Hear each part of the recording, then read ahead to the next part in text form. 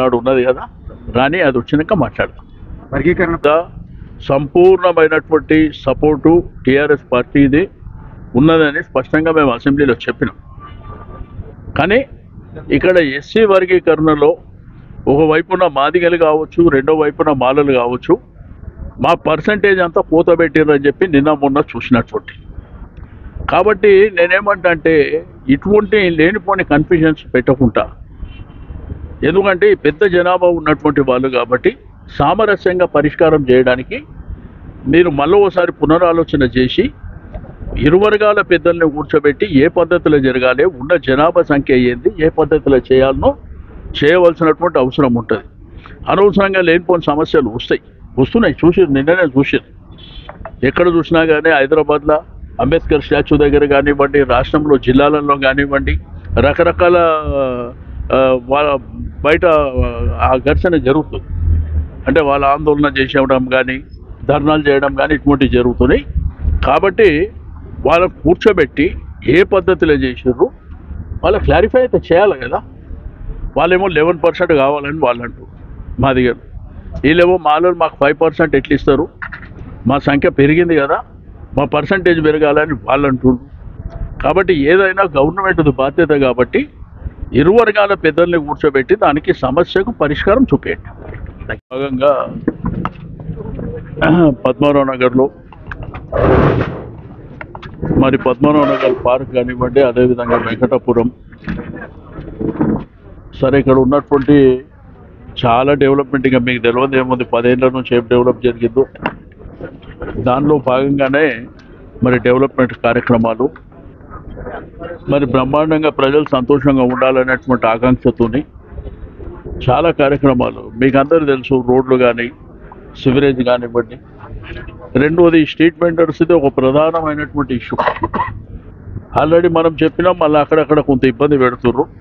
దానికి మరి ప్రజా ఉద్యమం ఏమన్నా చేయాలని అర్థమైతే లేదు. ఎందుకంటే పాపం వాళ్ళకు పొద్దున్న నుంచి వ్యాపారం చేస్తే రాత్రి వరకు చేస్తే ఏదో 200-300 దొరికితే ఆ కుటుంబం పోషించుకుంటారు. కాబట్టి ఇవన్నీ కార్యక్రమాలు ఉన్నాయి. మీరు ఇంకేమన్నా అడుగుతారా? బీసీ కులం అన్నది స్పష్టంగా అసెంబ్లీలో చెప్పినాం. అదంతా తప్పుల తడకగా ఉన్నది. బీసీల సంఖ్యనే మొత్తం తగ్గించేసి,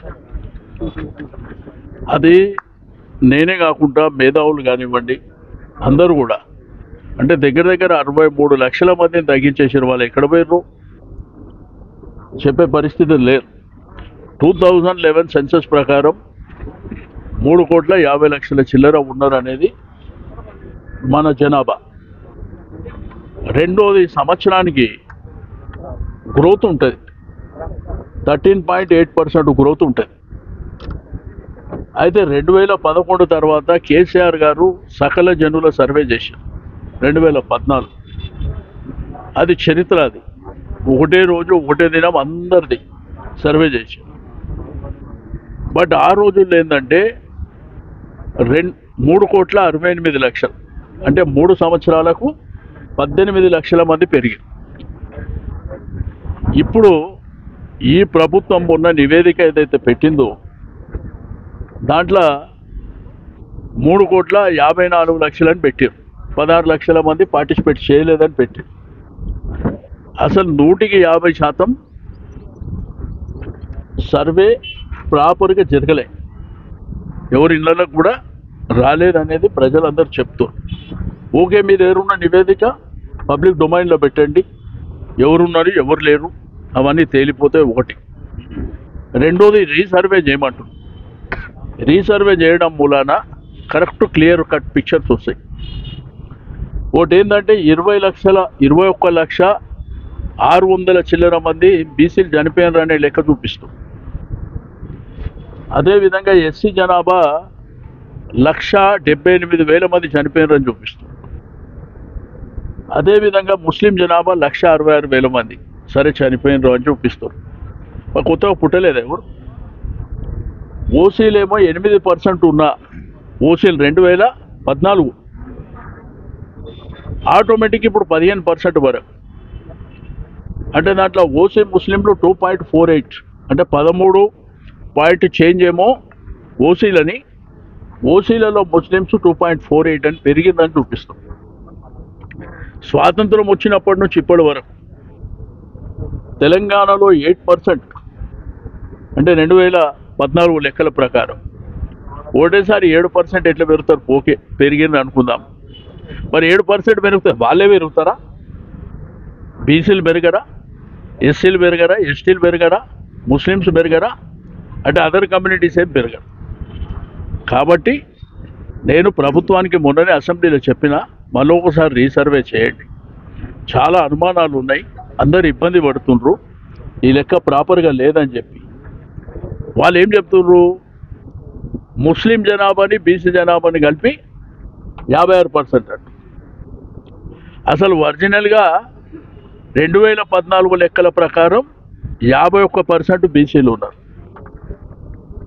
అయితే 2014 నుంచి 11 ఏళ్ళలో పెరిగితే 60% రమారమి బీసీలే ఉంటారు ఖాళీ. ఇంకా ముస్లిమ్స్ ఆ 10% నుంచి వాళ్ళకు గ్రోత్ ఉంటుంది. ఎస్సీలది 17 పాయింట్ చేంజ్ చూపిస్తున్నారు. మరి వాళ్ళు కూడా పెరిగినటువంటి దాంట్లో ఉంటారు, అంటే వాళ్ళది కూడా 22-23 పోయే అవకాశం ఉంటుంది. ట్రైబల్ వాళ్ళు గిరిజనులు వాళ్ళు 10% చూపిస్తారు, అది కూడా పెరిగేటువంటి అవకాశం ఉంటుంది. అయితే ఓవరాల్గా ఏంటంటే అనేకమైనటువంటి అనుమానాలు అందరికీ ఉన్నాయి. దీనివల్ల ఏమవుతుందంటే ఇప్పుడు 3.1% చేయలేదంటుంది గవర్నమెంటే. అంటే వాళ్ళు అందుబాటులో లేరనో రకరకాల కారణాలు చెప్పావు. మరి అది ఎట్లా చెల్లుతుంది రేపు కోట్ల? ఎవరైనా కోర్టుకు పోతే ఎట్లా చెల్లుతుంది? ఒకటి, రీఆర్గనైజేషన్ జరిగినప్పుడు, అంటే పార్లమెంటు సీట్ల సంఖ్య పెరిగినప్పుడు, అసెంబ్లీ సీట్ల సంఖ్య పెరిగినప్పుడు, రిజర్వేషన్లు పెరిగినప్పుడు మరి ఈ సంఖ్య ఎట్లా తేలుతుంది? అంటే జనాభా ప్రాతిపదికనైనా కదా జరిగేది. కాబట్టి మా డిమాండ్ వల్ల మీరు రీసర్వే చేయండి. పార్టీకి